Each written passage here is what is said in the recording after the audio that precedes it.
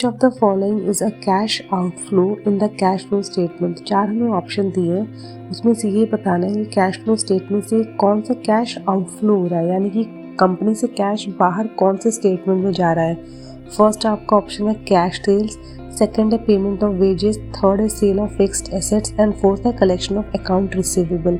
अगर हम first option को देखें तो कैश सेल्स है, यानी कि हमने जो है सामान बेचा है तो उसमें क्या है, कैश हमारा इनफ्लो हो रहा है, कैश हमारे कंपनी में आ रहा है। ऑप्शन थर्ड बोल रहा है सेल ऑफ फिक्स्ड एसेट, अगर हम अपने कोई फिक्स एसेट को हम बेचते हैं तो उससे हमें कैश इनफ्लो होता है, कैश हमें मिल रहा होता है।